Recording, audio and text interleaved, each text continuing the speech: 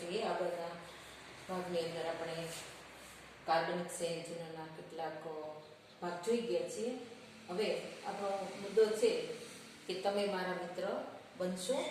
તો એની અંદર પહેલા આપણે વિષમ પરમાણુ કોને કહે છે એના વિશે જોઈશું.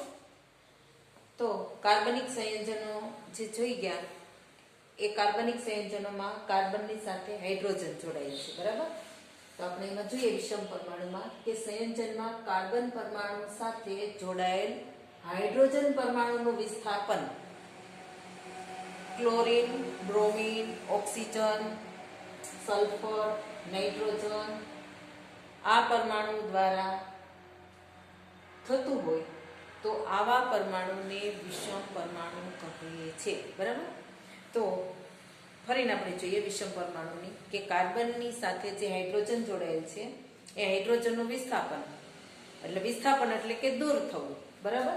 વિસ્થાપન એટલે હાઇડ્રોજનને દૂર કરી અને એની જગ્યાએ કાં તો ક્લોરીન જોડાય, હેલો એટલે ક્લોરીન, બ્રોમીન, આયોડીન, હેલોજન સમૂહના જે તત્વો છે એ, બરાબર. 17મા સમૂહના તત્વો એને હેલો તત્વ કહેવાય. એમાંથી ક્લોરીન અને બ્રોમીન અથવા તો ઓક્સિજન જોડાય, સલ્ફર જોડાય, બરાબર, કે નાઇટ્રોજન જોડાય.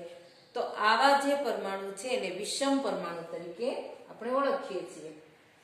ત્યાર પછી ક્રિયાશીલ સમૂહ. ક્રિયાશીલ સમૂહ કોને કહેવાય? તો કાર્બનિક સંયોજનની લાક્ષણિક પ્રક્રિયાઓ જે પરમાણુ કે પરમાણુ સમૂહ દ્વારા થતી હોય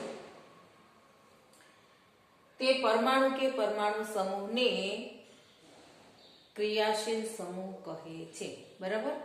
તો અહીંયા કયા પરમાણુ કે પરમાણુ સમૂહ દ્વારા થતી હોય? કાં તો ક્લોરીન, કાં તો બ્રોમીન, કાં તો સલ્ફર, કાં તો નાઇટ્રોજન, કાં તો ઓક્સિજન, બરાબર. તો આવા જે પરમાણુ કે પરમાણુ સમૂહ જે છે એને આપણે ક્રિયાશીલ સમૂહ તરીકે ઓળખીએ છીએ. આપણે આ ચેપ્ટરની અંદર હેલો એટલે કે ક્લોરીન અને બ્રોમીન અને ઓક્સિજન આ 3 ક્રિયાશીલ સમૂહ વિશે આપણે જોવાનું છે. તો અહીંયા ક્રિયાશીલ સમૂહ માટે અહીંયા કોષ્ટક આપ્યું છે, એમાં ક્રિયાશીલ સમૂહ, નામ અને સૂત્ર. તો અહીંયા પહેલું છે આ જે નિશાની કરેલી છે એ બોન્ડની નિશાની, બંધની નિશાની છે. બંધની નિશાની ને X. આને હેલોજન સમૂહ કહેવાય છે. હેલોજન સમૂહ એટલે 17મા સમૂહના સભ્યો ક્લોરીન, ફ્લોરીન, બ્રોમીન, આયોડીન આ બધા 17મા સમૂહના તત્વો. એમાંથી આપણે ક્લોરીન અને બ્રોમીન વિશે જોવાનું છે.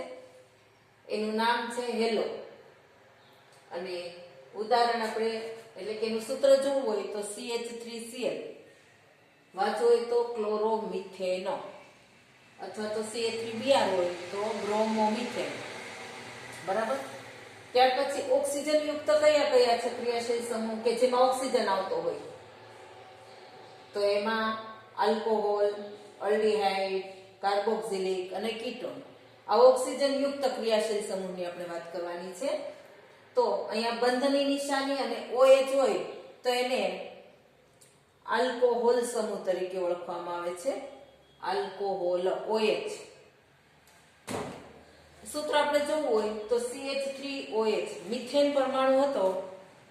મિથેનમાંથી એક હાઇડ્રોજનનું વિસ્થાપન થઈ જાય અને એની સાથે હાઇડ્રોજન જોડાઈ જાય. દાખલા તરીકે આપણે આગળ જોઈ ગયા હતા મિથેનનું અણુસૂત્ર આ રીતે હતું. C આ રીતે હાઇડ્રોજન જોડાયેલા હતા, બરાબર. આ રીતે હાઇડ્રોજન જોડાયેલા હતા. એક હાઇડ્રોજન દૂર થઈ જાય એની જગ્યાએ OH જોડાઈ જાય તો ત્રણ હાઇડ્રોજન CH3 અને OH મિથેનોલ, બરાબર. એવી રીતે ઇથેનોલ બને. અહીંયા જે હાઇડ્રોજન જોડી દો, કાર્બન જોડી દો અને OH તો 2 કાર્બન 5 હાઇડ્રોજન અને OH ઇથેનોલ, પ્રોપેનોલ, બ્યુટેનોલ એ આખી આપણને શ્રેણી મળશે, બરાબર. તો અહીંયા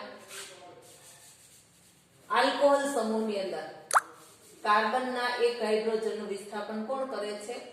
હાઇડ્રોક્સિલ સમૂહ. આલ્કોહોલ પણ કહેવાય અથવા હાઇડ્રોક્સિલ પણ કહેવાય. હાઇડ્રોક્સિલ.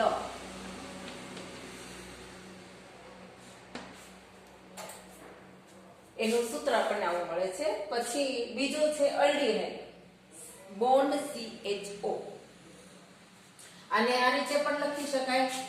કાર્બન છે એની સાથે અહીંયા ઓક્સિજન જોડાયેલ છે એક બંધમાં અને એક ની અંદર હાઇડ્રોજન છે. અહીંયા આલ્કાઇલ સમૂહ જોડાયેલ છે એટલે બીજા કાર્બન જોડાયેલા છે. ટૂંકમાં એક કાર્બન હોય, બે કાર્બન હોય, આલ્કાઇલ CH3 C2H5 આલ્કાઇલ સમૂહ. અલ્ડીહાઇડ અણુસૂત્ર આપણે જોઈએ તો CH3CHO.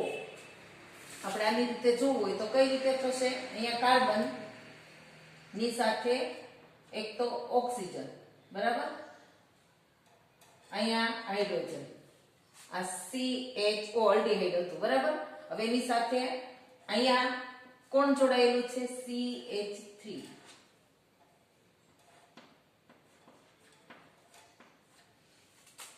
તો આપણને ઇથેનાલ મળે છે.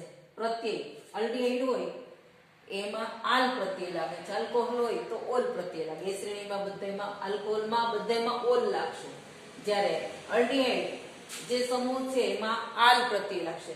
બે કાર્બન છે તો ઇથેન તો ઇથેનાલ, ત્રણ કાર્બન હોય તો પ્રોપેન તો પ્રોપેનાલ, ચાર કાર્બન હોય તો બ્યુટેન તો બ્યુટેનાલ. આખી આપણને આવી શ્રેણી મળશે. ત્યાર પછી COOH bond COOH carboxylic acid. આ કયો ક્રિયાશીલ સમૂહ છે? Carboxylic acid.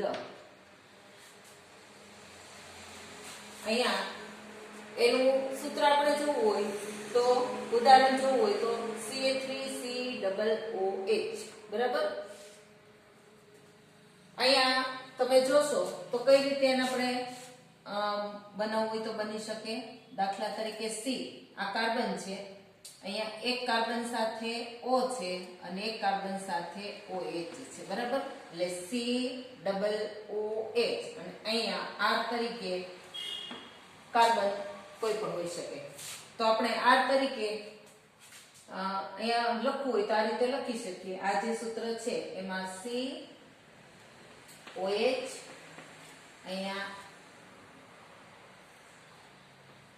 Double bond O અને અહીં આપણે CH3 લખ્યું, બરાબર. CH3 C ડબલ O અને H, બરાબર. તો અહીંયા R જોડાયેલ છે. R એટલે શું થશે? મિથાઇલ. એક કાર્બન હોય તો મિથાઇલ કહેવાય, બે કાર્બન હોય તો ઇથાઇલ, ત્રણ હોય તો પ્રોપાઇલ. એટલે અહીંયા કાર્બન ની શૃંખલા જોડાયેલી છે. ત્યાર પછી પાંચમો ક્રિયાશીલ સમૂહ આપણે જોઈએ તો કીટોન.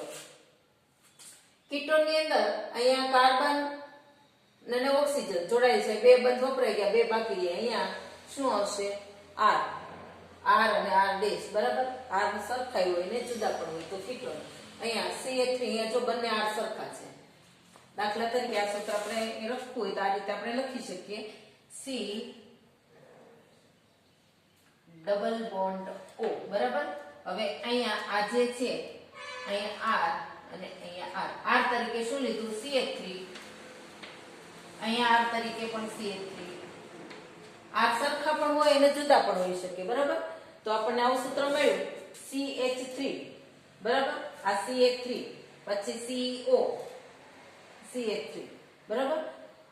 તો અહીંયા આ જે સૂત્ર મળ્યું એમાં ત્રણ કાર્બન છે, 1 2 3 ત્રણ કાર્બન વાળું પ્રોપેન તો પ્રોપેનોન, બરાબર. તો અહીંયા જે પ્રત્યય લાગે છે એ નોન પ્રત્યય લાગે છે.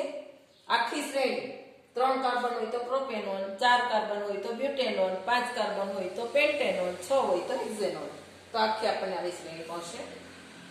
તો આ રીતે ક્રિયાશીલ સમૂહ એટલે શું એના વિશે જોયું. હવે આપણે આગળ જોઈશું આના પછીના વિડીયોમાં કે સમાનધર્મી શ્રેણી એ શું છે.